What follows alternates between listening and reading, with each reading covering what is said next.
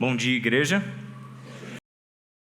Uma alegria estarmos juntos para mais uma meditação na palavra do Senhor, na nossa série Viva a Ressurreição.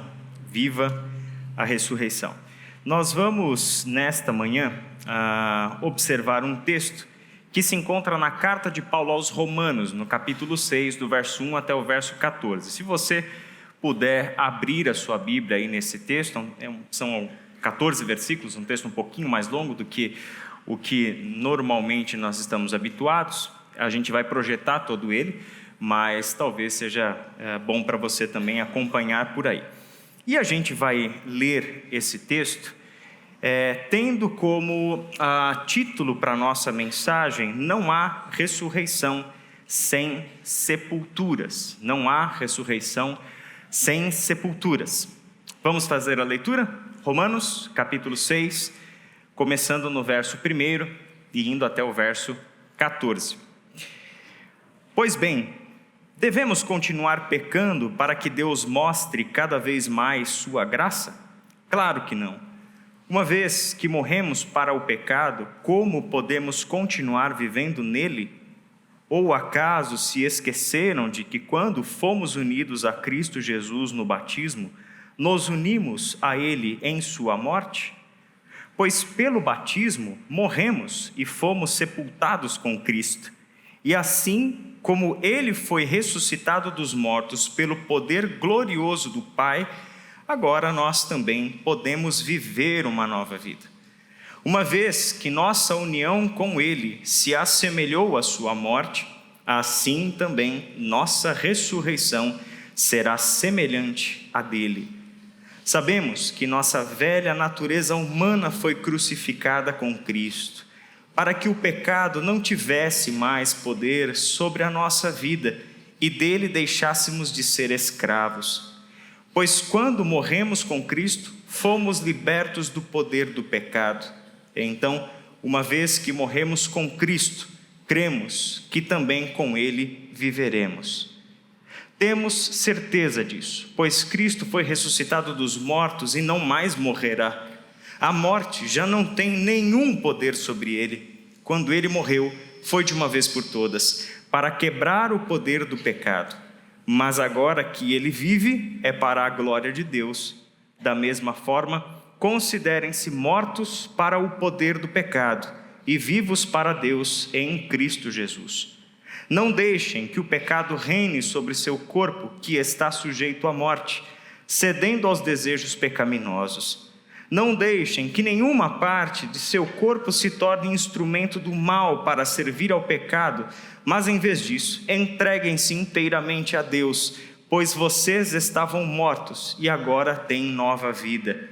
Portanto, ofereçam seu corpo como instrumento para fazer o que é certo para a glória de Deus. O pecado não é mais seu senhor, pois vocês já não vivem sob a lei, mas sob a graça de Deus.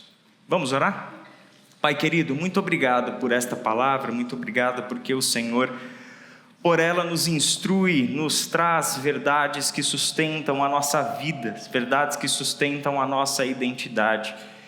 Queremos, ó Pai, desfrutar da plenitude do que esta palavra do Senhor tem a dizer para nós, tem a nos ensinar. Que pelo poder do Teu Espírito haja compreensão do que este texto diz. Que pelo poder do Teu Espírito sejamos todos aqui nesta manhã chamados a praticar a ressurreição, a viver a realidade da nova vida que o Senhor concedeu a nós, nos libertando, ó Pai, de todos os poderes que outrora nos escravizaram, para vivermos uma vida verdadeiramente livre, em obediência e submissão à Tua perfeita vontade. É em nome de Jesus que nós oramos. Amém.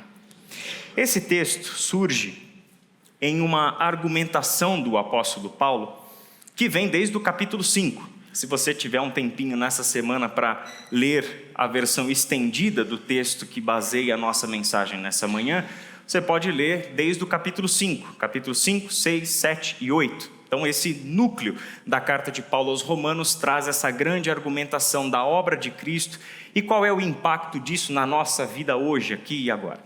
E ele vem falando sobre a graça de Deus em todo o capítulo 5, ele vem mostrando a suficiência do sacrifício de Cristo, ele vem mostrando o quanto aquilo que Jesus Cristo fez por nós na cruz do Calvário é definitivo. Ali está a nossa justificação, ali está a restauração da nossa relação com Deus.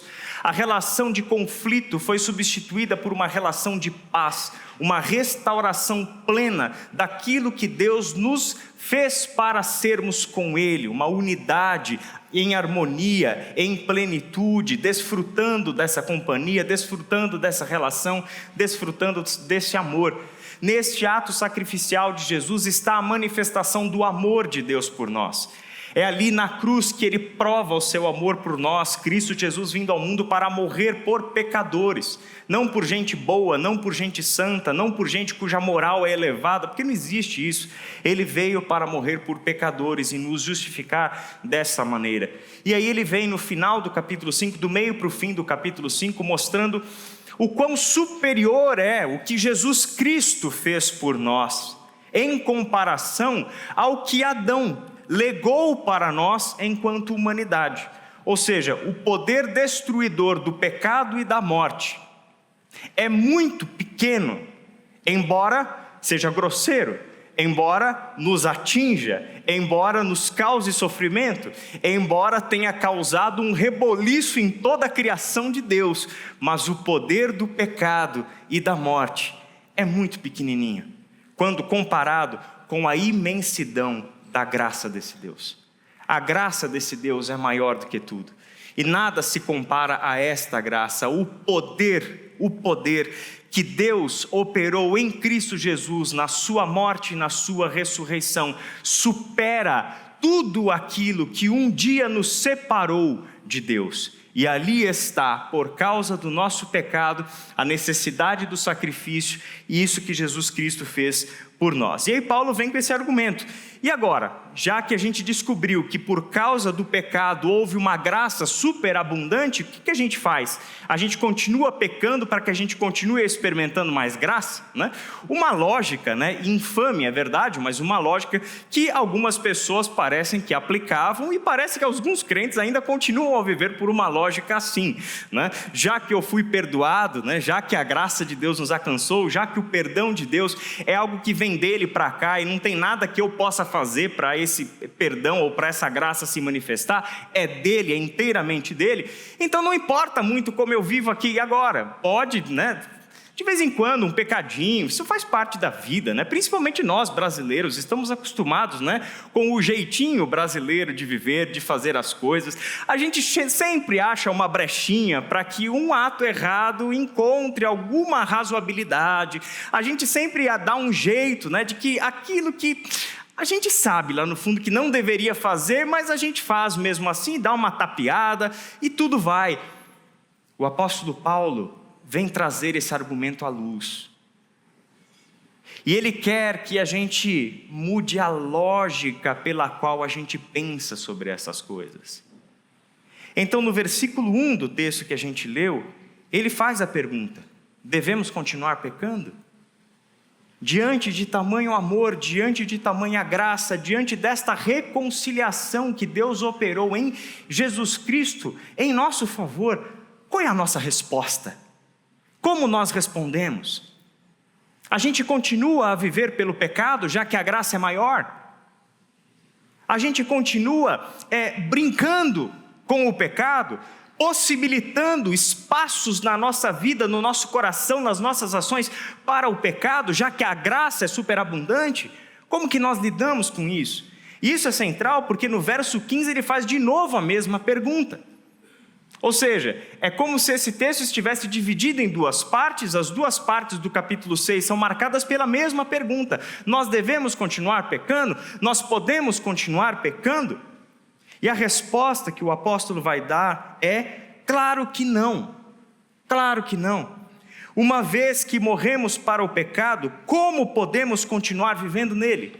Ele aplica uma outra lógica. Ou seja, se o pecado era o poder que nos escravizava, se nós fomos em Cristo libertos do pecado, se nós morremos para o pecado, como assim não há problema, viveremos naturalmente, como que a gente continua a viver neste pecado? Essa conta não fecha na nova perspectiva que o Evangelho nos dá sobre a vida. Sobre o que é esta vida da ressurreição que Jesus Cristo deu para nós. Sobre o que é esta nova vida que Ele nos concedeu. Em outras palavras, Ele nos mostra que a graça não é uma licença para pecar. Deus nos libertou do poder do pecado para que permaneçamos livres do pecado. E que nunca mais o pecado tenha poder algum sobre as nossas vidas. O pecado é uma coisa séria. E que, infelizmente, é um assunto que cai de moda nos púlpitos evangélicos e cristãos nos últimos anos. Isso é uma coisa interessante. Eu me lembro de uma conversa que eu tive há muitos anos atrás com o Dr. Russell Shedd, e a gente conversava sobre alguns assuntos assim relacionados ao púlpito, né? As pregações que a gente vê veiculadas por ali, tanto ele, eu ainda hoje, transitamos em diversas denominações, em diversos contextos cristãos, e aí o que ele falou que me chamou a atenção a partir daquele dia, foi justamente esse ponto. A dificuldade que ele tem encontrado nas igrejas, em pregações que sejam verdadeiramente bíblicas e cheias de graça sobre o assunto do pecado. A maneira como o pecado é o tipo de assunto que não atrai público, que não fideliza a gente. Logo, a gente deixa isso de lado e vamos falar de outras coisas. A gente encontrou um outro caminho no nosso cenário evangélico atual, que é falar da palavra motivacional, que é aquele apelo mais contundente para que sempre te levante, etc. Nada contra. O único problema é que nem sempre isso está baseado na verdade do evangelho, onde a graça de Deus está sempre relacionada à realidade do pecado, onde a nova vida que Cristo concedeu a nós tem a ver com uma morte que nós vivenciamos. E essa é a pergunta que o apóstolo Paulo está nos propondo. Fomos ressuscitados com Cristo, é verdade, só tem um detalhe: não existe ressurreição sem morte. A exigência para que haja uma ressurreição é uma morte. A ressurreição não é derivada da vida.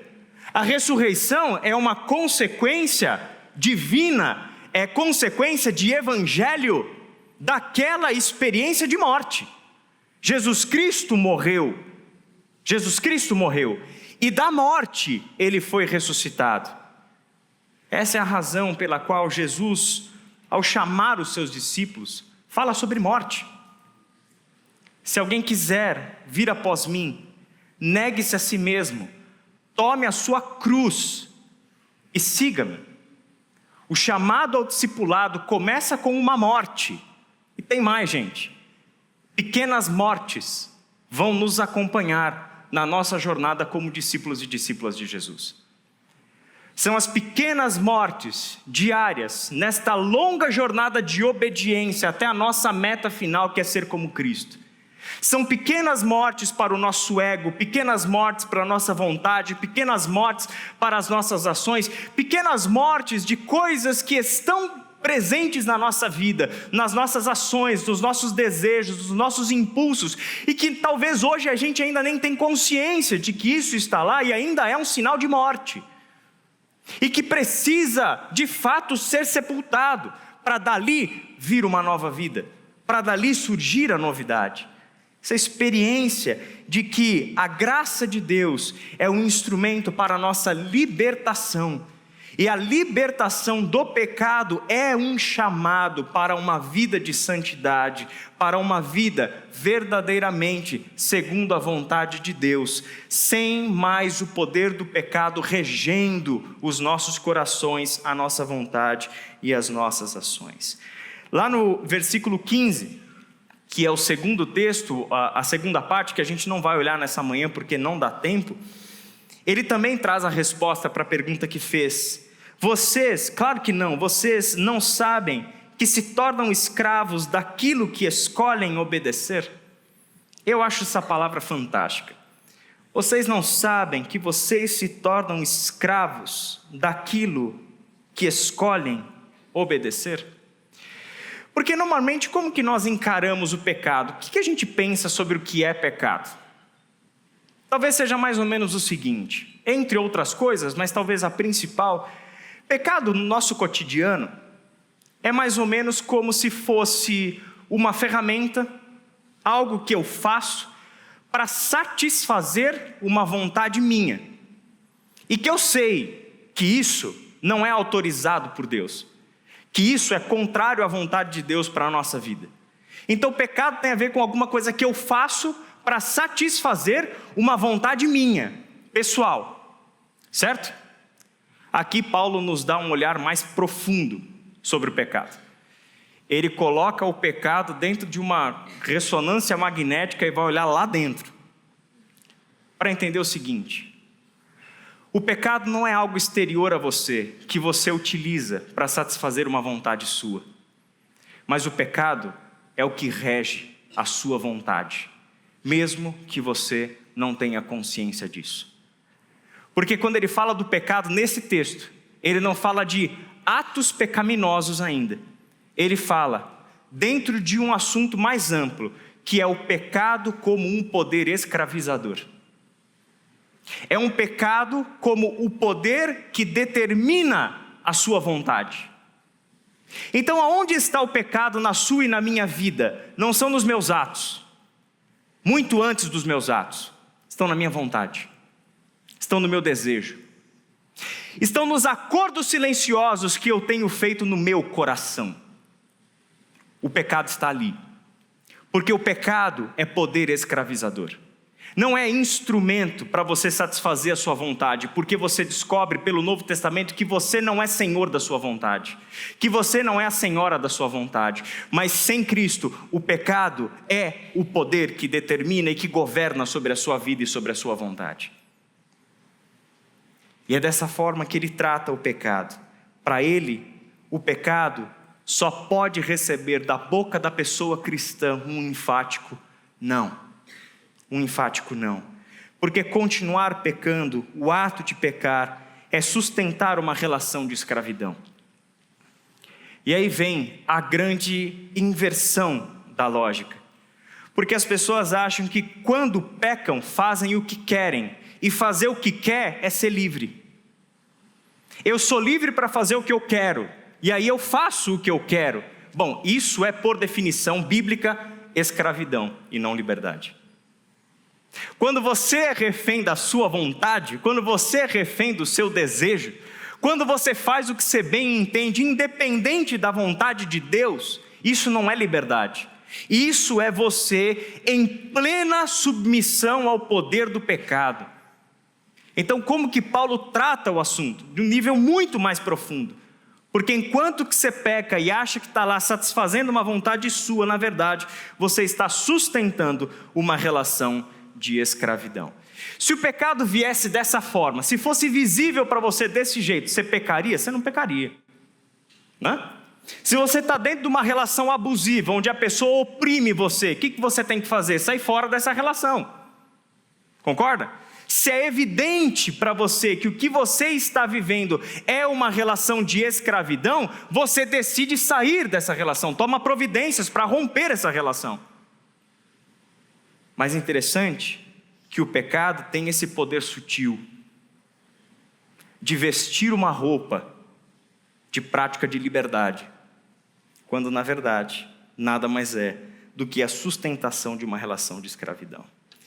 Quando nós dizemos o não enfático ao pecado, o apóstolo Paulo entende que nós precisamos de uma base de sustentação, nós precisamos algo que sustente esse não que nós dizemos ao pecado.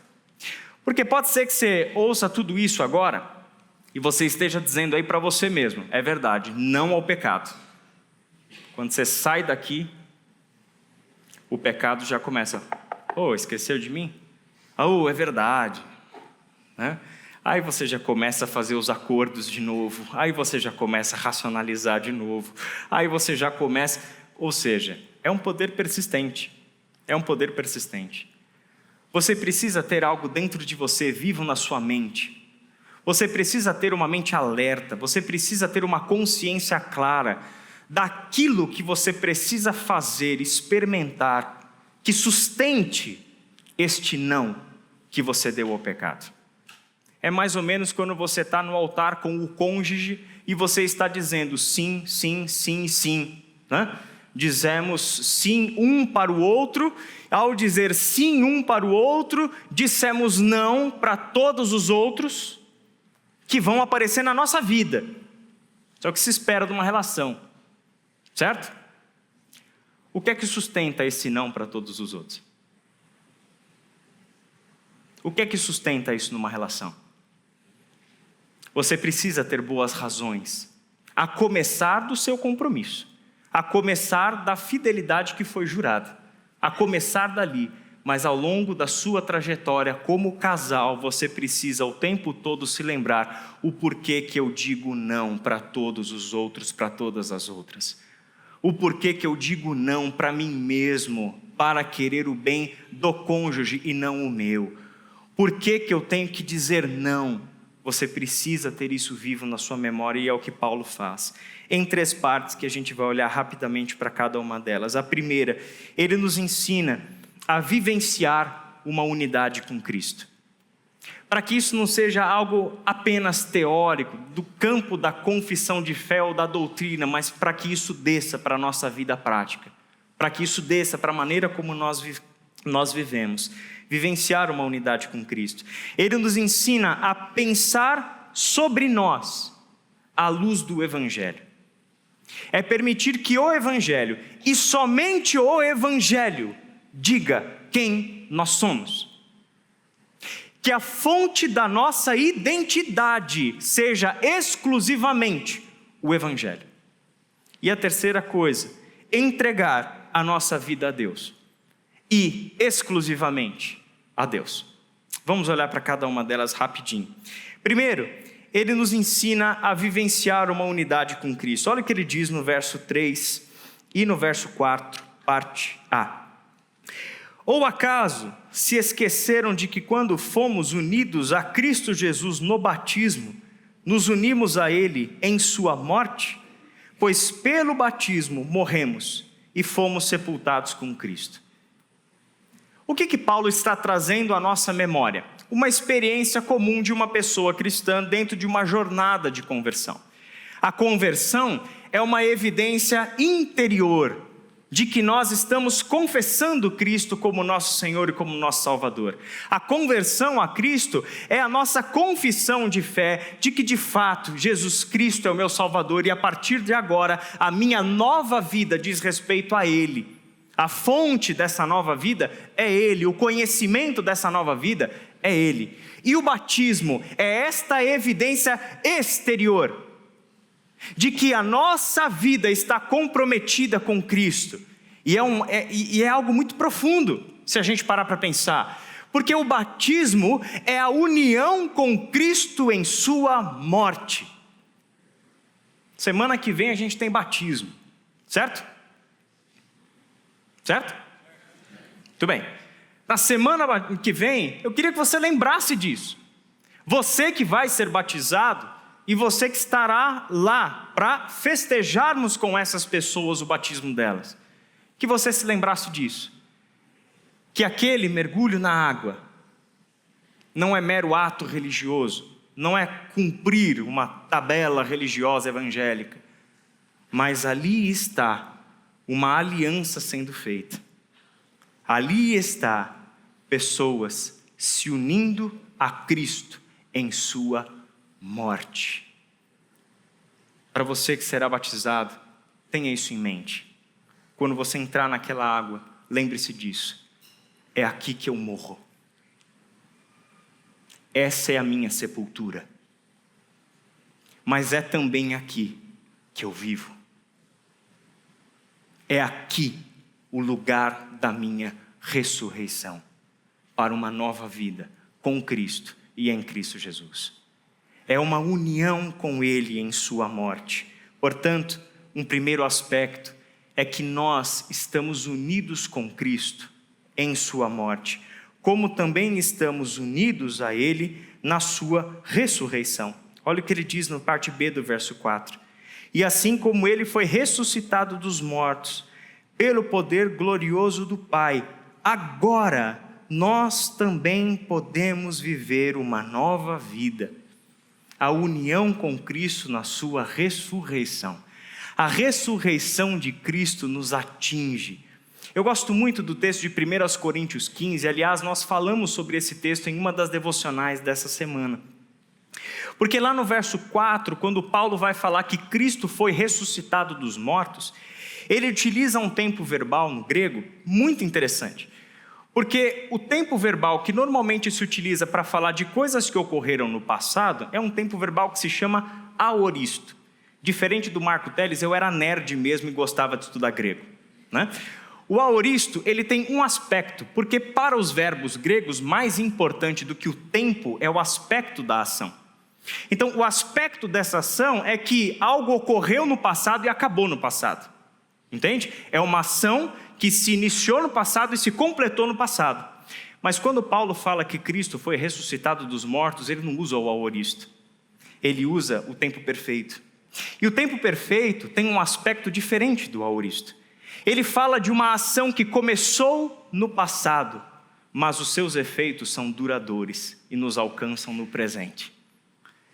Quando ele fala que Cristo foi ressuscitado dos mortos, ele está falando que aquela ressurreição de Cristo não acabou no passado, mas ela continua viva. Aquela ação continua em atividade. E essa é a ideia, porque agora a ressurreição de Cristo nos atinge antes mesmo de nós ressuscitarmos literalmente, com corpos glorificados.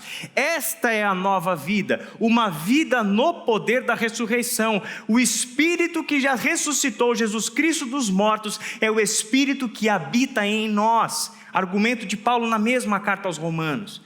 E este é o poder desta unidade com Cristo. Portanto, diante de cada situação da nossa vida, diante de cada momento da nossa vida, nós precisamos parar para pensar: isso daqui que está diante de mim, esse desejo do meu coração, esta vontade que está me levando a agir de determinada maneira, ou esta ação, tem a ver com a vida que eu já declarei como vida de morte, para a qual eu morri, ou isso tem de fato a ver com a nova vida que eu tenho em Cristo Jesus?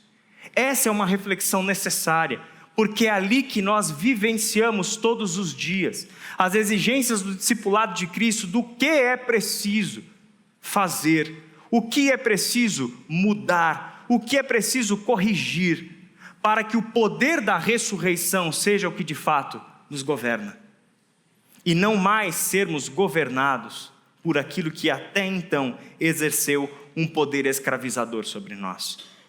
Unidos a Cristo na morte e na ressurreição. Verso 5. Uma vez que nossa união com Ele se assemelhou à sua morte, assim também nossa ressurreição será semelhante à dele. Nós não apenas vivenciamos já, aqui e agora, o poder da ressurreição, mas parte essencial da esperança cristã é que nós ressuscitaremos com Ele.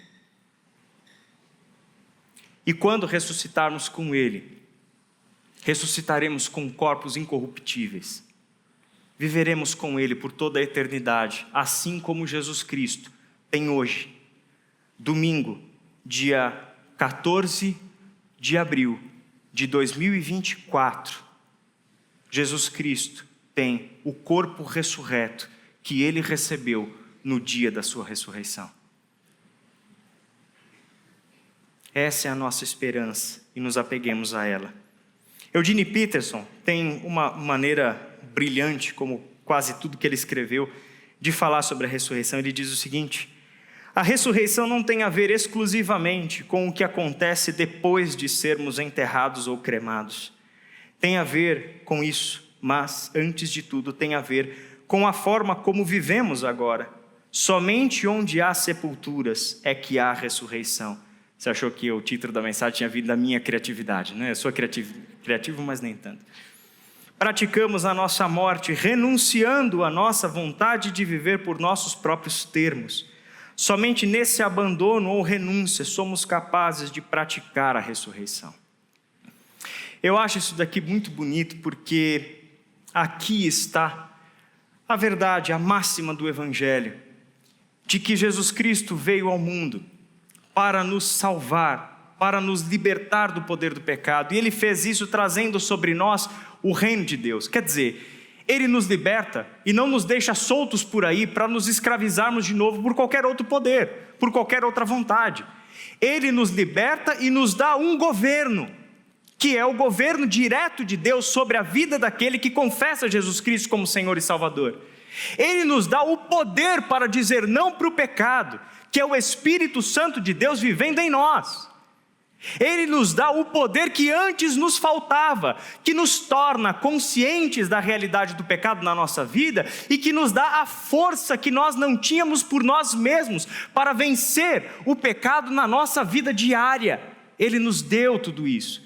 Ele nos deu o seu governo, Ele nos deu o seu poder. Logo, Ele vem nos mostrando pessoalmente, na jornada de cada discípulo, de cada discípula de Jesus, jovem ou já idoso, não importa, Ele vem nos mostrando com clareza aonde estão os sinais da escravidão ainda aí no seu coração, aonde estão os ídolos que continuam a exercer poder sobre você, aonde estão? Aonde estão? Ele vem mostrando isso, e isso é graça, Isso não é legalismo, isso não é moralismo, isso é outra coisa. Moralismo é outra coisa, é um perigo real, porque é inimigo da graça. Legalismo é um perigo real, porque também é inimigo da graça, assim como o pecado é inimigo da graça.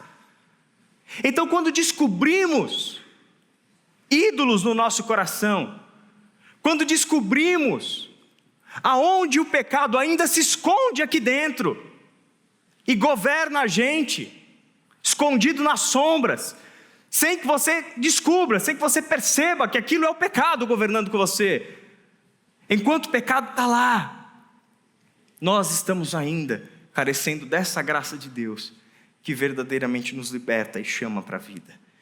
Ele nos fala que nós devemos pensar sobre nós mesmos à luz do Evangelho.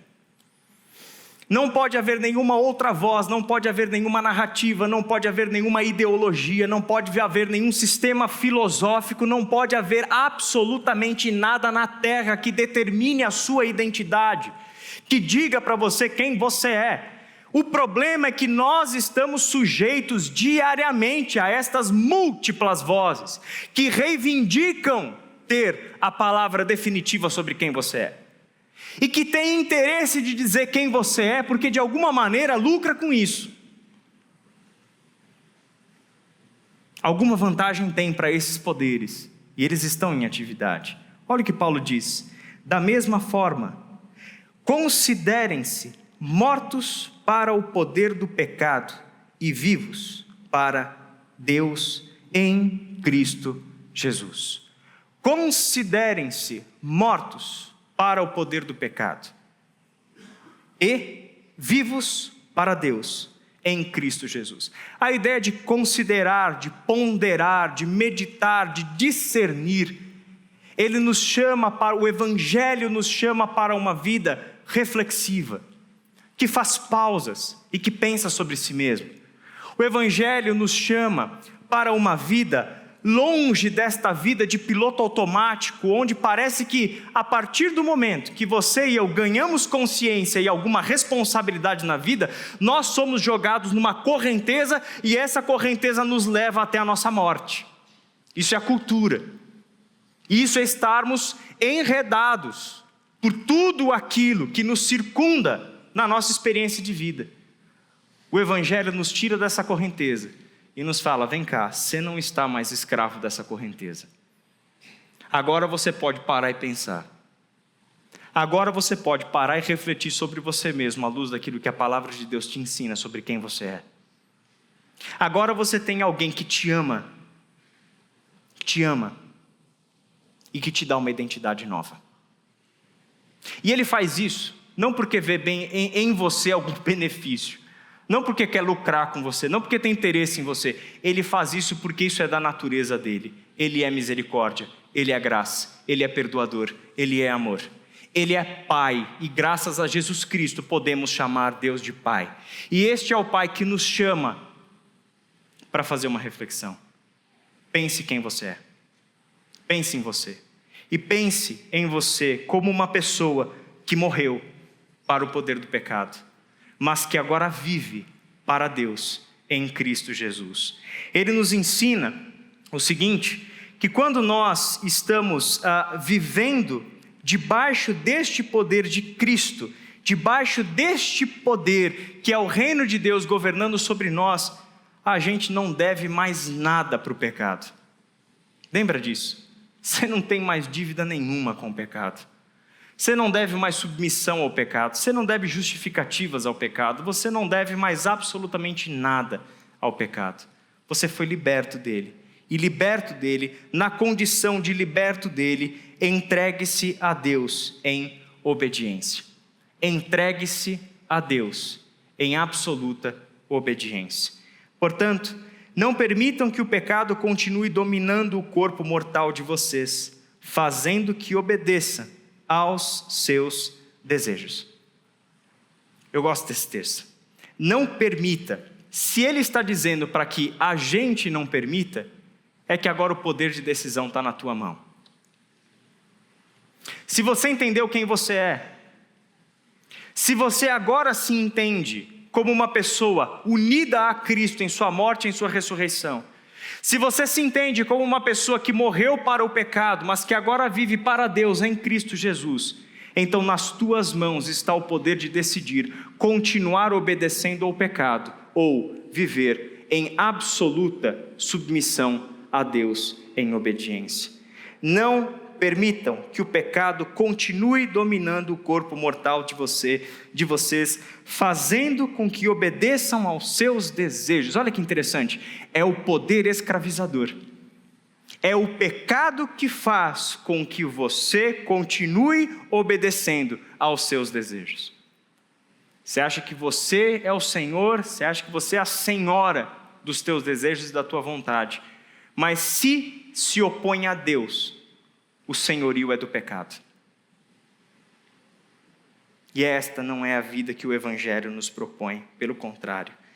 Não ofereçam os membros do corpo de vocês ao pecado como instrumentos de injustiça. Antes, ofereçam-se a Deus como quem voltou da morte para a vida, e ofereçam os membros do corpo de vocês a Ele como instrumentos de justiça. Esse texto, ou esse conjunto de textos do apóstolo Paulo, a partir do verso 11, nos lembra dessa verdade. Você pertence a Deus. Você pertence a Deus. Você acha que isso é uma bênção para você? Ixi, eu não senti firmeza. Vamos perguntar de novo? Fazer de conta que a gente não fez a primeira pergunta. Falhou o microfone e vocês não ouviram o que eu perguntei. Vou até tomar uma água antes para você pensar um pouquinho. Você pertence a Deus? Sim. Não, mas eu não fiz uma pergunta, eu fiz uma afirmação, porque vocês falaram sim. Não entendi o que vocês fizeram. Você pertence a Deus. Isso é uma bênção para você? Sim. Amém. Amém. Só que você sabe quais são as implicações práticas disso? A nossa dificuldade não tem a ver com entendimento. A nossa dificuldade tem a ver com obediência. A nossa dificuldade não tem a ver com entender essas coisas, porque eu acredito que se você já está há alguns anos na igreja, tudo que eu falei até agora não é novidade nenhuma. A dificuldade permanece no campo da tua decisão, porque aqui o imperativo é para você. Considerem, não permitam, ofereçam-se, ofereça, agora no teu campo de decisão. É o que você vai fazer, é o que você vai fazer, em cada situação da sua vida. É o como isso que vocês disseram que é uma bênção, pertencer a Deus, vai impactar cada uma das tuas decisões. Está impactando cada um dos teus projetos de vida. Está impactando a maneira como você se relaciona com o seu trabalho. Está impactando ou não a maneira como você se relaciona com o dinheiro. Está ou não impactando a maneira como você se relaciona com o consumo. Está ou não impactando a maneira como você cria o seu filho. Está ou não impactando a maneira como você vive o seu casamento. Está ou não impactando a maneira como você vive no corpo de Cristo. Tem a ver com o nível da obediência e não do conceito. O conceito a gente já entendeu. Aliás, o evangelho é tremendamente simples. A gente fica aqui repetindo as mesmas coisas de outros jeitos diferentes. É só isso que a gente faz. Por isso que eu adoro ser pastor e pregador. Eu tenho um tema só, gente. Vocês não sabem, mas eu tenho um tema só. E toda vez que eu abro a boca para falar, eu falo desse tema de um jeito diferente. É só isso. O conceito é simples. Mas aonde está a dificuldade? É no nível da obediência. Está nessa entrega a Deus, que talvez seja onde a maioria dos crentes ainda patinam. Por isso, estas verdades precisam ser vividas por nós, serem mantidas ativas na nossa mente. Lembre-se de quem você é.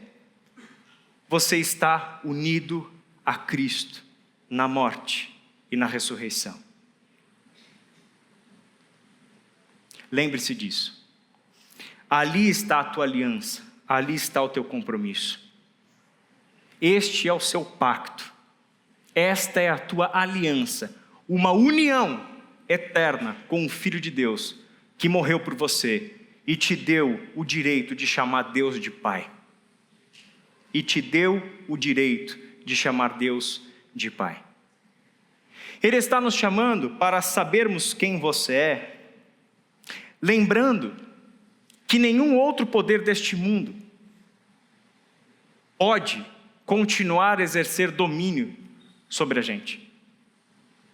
Ele nos chama para lembrar quem nós somos, sabendo que a vida que está pela frente para cada um de nós é uma vida onde diariamente trazemos à nossa memória a aliança que nós temos com o nosso Pai e a vida de obediência que nós devemos a Ele, justamente porque chamamos Ele de Pai.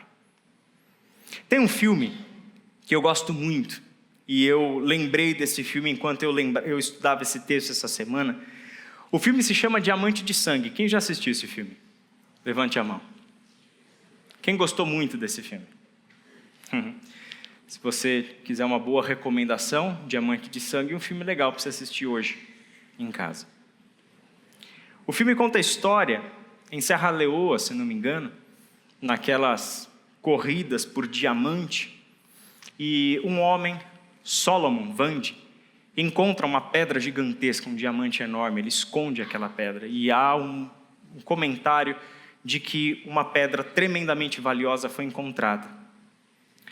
E naquele meio em que ele está vivendo, existem os traficantes desses diamantes, né, que compram e vendem esses diamantes, mas existe também guerra local, e o filho do Solomon Vande, Dia Vande é o nome do menino, ele é sequestrado por uma milícia. E essa milícia, numa tentativa de apagamento da memória e da identidade do menino, faz com que o menino cometa crimes e coisas horrorosas.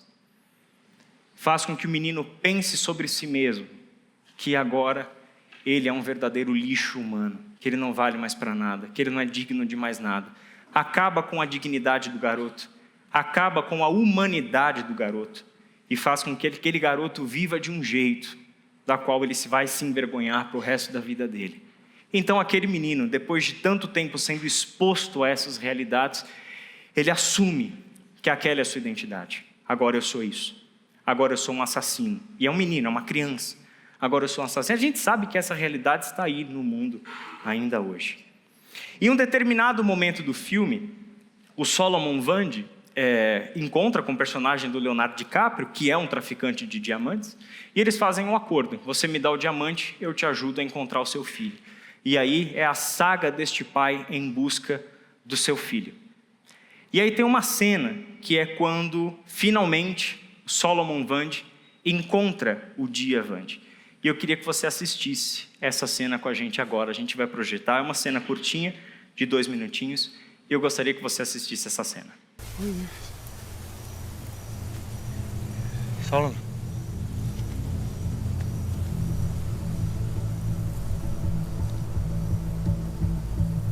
Dia, what are you doing? Dia!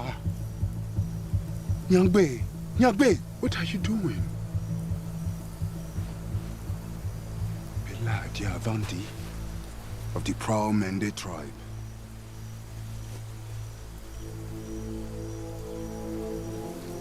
You are a good boy who loves soccer and school. Your mother loves you so much. She waits by the fire making plantains and red palm oil stew with your sister Nyanda. And the new baby?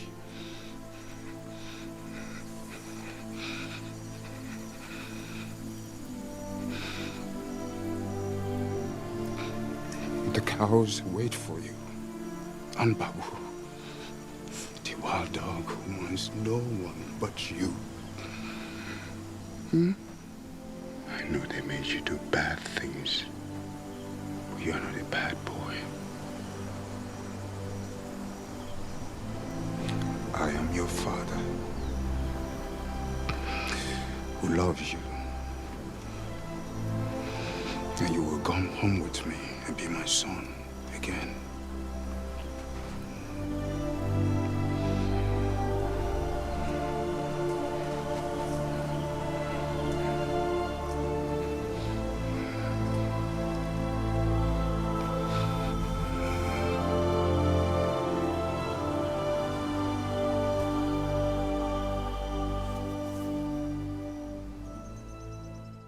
Quando eu penso nela, quando eu assisti ela desde a primeira vez, ela me lembra muito a cena de Lucas 15, a parábola do filho pródigo. De alguém que foi embora de casa e que perdeu completamente a sua dignidade. De alguém, por forças que até então ele não sabia, mas que eram forças que o levavam a viver longe do Pai, a desejar uma vida longe do Pai.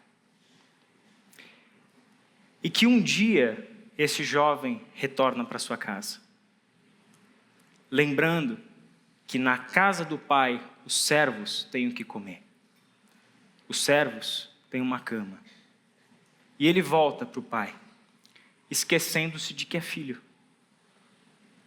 Ele volta para o Pai, pensando em si mesmo como servo, como escravo, e não como filho. Porque a identidade de filho lhe foi roubada. E foi roubada. Então, este pai, quando vê o seu filho se aproximando, ele corre.